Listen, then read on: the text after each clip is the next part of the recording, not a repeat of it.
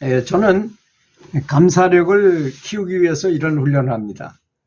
감사하는 마음이 강하게 이제 키워지고 자라도록 글을 써놓고 그 한 문장을 이제 집중해서 감사함을 이렇게 보내도록 노력해요. 그래서 사소한 일에 감사해야 되는데 사소한 일에 누가 감사하겠습니까? 가치를 부여해야죠. 그죠?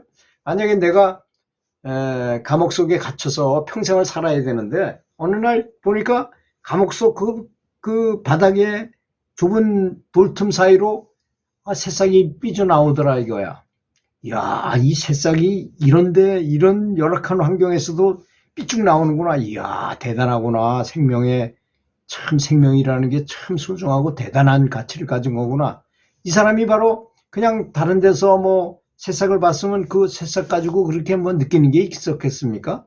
그렇지만 자기 어려운 그 상황에서 새싹이 그 사이를 삐져나오는 걸 보고 가치를 느꼈잖아요. 그런 것처럼 좋은 의미를 부여하는 것, 지혜라는 것이 멀리서 뭐 큰 것을 뭐 얻는다는 게 지혜가 아니고 이런 어떤 작은 것에서도 감사한 걸 찾고 정말 거기서 열반의 경지를 느끼고 하는 것이 지혜가 아닐까 저는 생각합니다.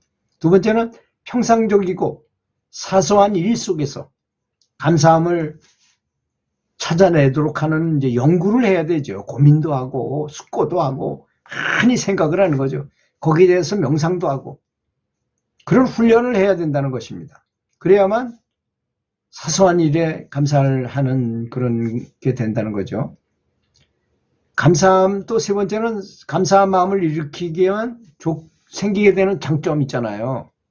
장점이 얼마나 큽니까? 우리는 사람이 아는 것만큼 생각하게 되고 생각하는 것만큼 이해하게 되고 생각하는 것만큼 힘이 생기게 마련 아니겠습니까?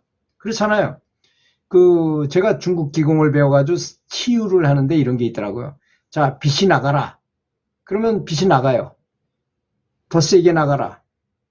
그러면 더 세게 나갑니다. 그런데 야, 우주에 있는 핵폭탄처럼 강력하게 나가라 하면 또 그렇게 나가요. 그런 거 보면 생각의 힘이라는 게 얼마나 강한지를 느끼게 되잖아요. 그런 장점, 감사하는 마음이 가져다주는 좋은 점, 이걸 충분히 이해하는 게 좋다고 그랬잖아요. 그래서 제가 감사한 마음을 쫙 뿜어내면 이렇게 푸른 빛이 쫙 나가서 우주 끝까지 쫙 나갔다가 가만 놔두면 저절로 돌아오거든요. 돌아올 때는 새끼 쳐가지고 새옹지마처럼 말이 한 마리가 도망가서 없어진 줄 알았더니 그놈의 새끼까지 나고 자기 남편까지 들고 많은 동료까지 들고 돌아왔다는 그런 것처럼 우리말에 있잖아요. 뒤로 주고 말을 받는다는 것처럼 그렇게 감사의 좋은 점을 확실히 이해하도록 하는 것입니다. 네 번째는 높은 목표가 높은 결과를 가져오지 않겠습니까? 그러니까 우리가 감사하는 건 그냥 일반 평상적으로 건강하기 위해서 감사하는 게 아니고 부처가 되기 위해서 깨달음을 얻기 위해서 감사하는 겁니다. 그래서 우리가 하는 감사는 최고의 감사인 것이죠. 사람을 부처님으로 보고 부처님처럼 대하고 내가 부처가 되기 위해서 감사하는 거니까 높은 목표를 가지라는 거죠.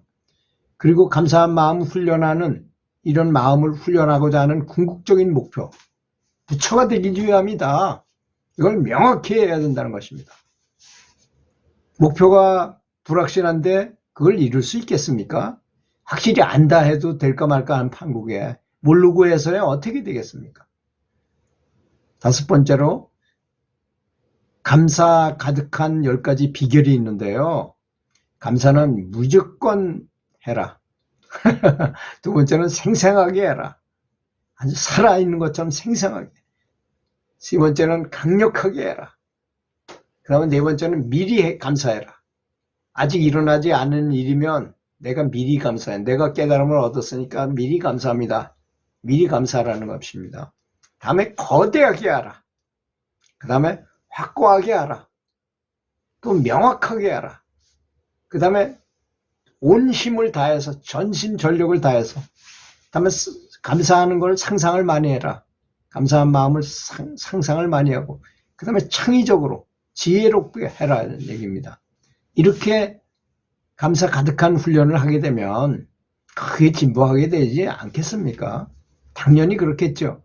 여러분 아무리 본문을 많이 듣느라도 이런 본문보다 더 좋은 본문이 어디 있습니까? 이런 얘기 저런 얘기 맨날 해봐야 뭐 천국은 어떻고 뭐 이런 4세기 5세기 이런 얘기보다 이런 얘기를 하고 이런 걸 실제로 내가 이 세상에 살면서 실천하고 사는 것이 훨씬 더 진보하기 쉽다는 것입니다. 다음에 6번째로 필생필사. 죽고자 하는 사람은 살고 살고자 하는 사람은 죽는다는 말이 있잖아요. 죽음을 각오한 듯 전심전력으로 순수하게 감사하는 것입니다. 이제 언제 죽을지도 모르는 병사의 장군이라면 다른 사람이 호위도 해주고 뒤에서 있겠지만 병사로 앞에 나서서 언제 죽을지도 모르고 적군이 우리보다 더 센데 덤벼드는 그런 병사처럼 목숨을 걸고 해야 되잖아요. 그죠? 목숨을 걸고 싸우다 보면 살 수도 있어요. 그렇지만 겁을 먹고 겨우 나가다가는 무조건 죽습니다. 그 사람은. 그렇게 온전하게 감사하라는 것이죠. 7번째, 갓난아기처럼 순수하게 감사하라는 것입니다. 아기는 울다가도 좋은 일 있으면 금방 방긋이 웃고 아주 순수하죠. 아기 눈만 쳐다봐도 저절로 행복하잖아요. 저는 그렇게 슬프다가도 우리 손주만 보면 그렇게 마음이 편안해지고 행복해지더라고요. 그래서 인도에 말이 있죠. 스승을 찾아갈 때는 꽃이나 무슨 선물을 준비해가지고 가라. 이런 말이 있고, 아기를 찾아갈 때도 역시 그렇게 하라고 돼 있어요. 그런 속담이 있습니다. 그 사람 말에는. 정말 맞더라고요. 아기나 스승이나 똑같아요. 아기를 만나면 천진스러운 그 순수함에 진짜 스승을 만날 때하고 똑같은 그런 행복감이 오더라고요. 8번째, 마음이 괴롭다면 마음을 감사천국으로 강제로라도 보내라. 그리고 감사천국에서 행복하게 살아라 이거입니다. 강제로라도 행복하게, 강제로라도 감사하면서 감사하는 천국 속에 들어가라는 얘기죠. 저는 해보니까 이렇게 하기가 좋은 게 걷는 것, 산속을 걷는 것이 가장 효과적이더라고요. 너무나 괴롭고 스트레스가 많을 때는 산에 올라가서 산길을 혼자서 걸어가면서 계속 연부를 합니다. 그랬더니까 그 온갖 잡념이 다 스트레스가 다 없어지면서 아주 행복한 기분이 되는 것을 여러 번 느꼈습니다. 꼭 그렇게 하기를 권하겠습니다. 그럼 운동도 되고 감사도 되고 명상도 더 잘 되고 진보할 수 있게 되는 것입니다. 9번째, 감사함의 효과에 대한 완전한 믿음을 가져라. 지금 여지껏 얘기한 얘기를 들어보면 참 대단하잖아요. 감사의 효과가. 이게 깨달음까지 가져다 준다는 것을 확고하게 믿어야 됩니다.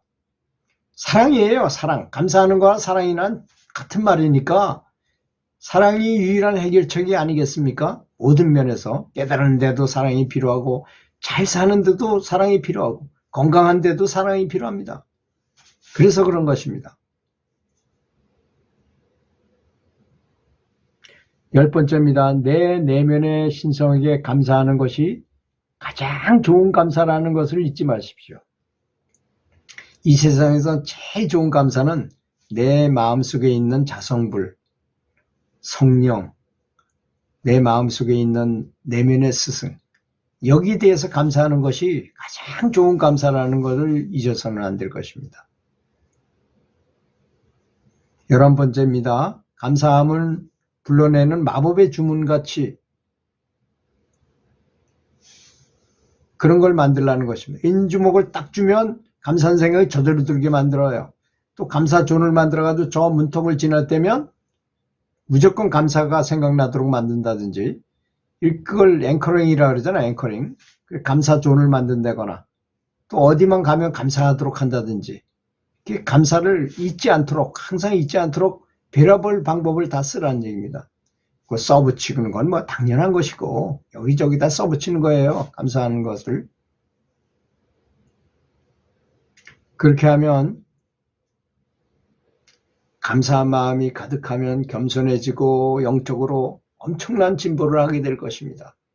그게 그러니까 스승님한테 감사하는 거는 말할 것도 없죠. 신에게 감사하고 이런 거야.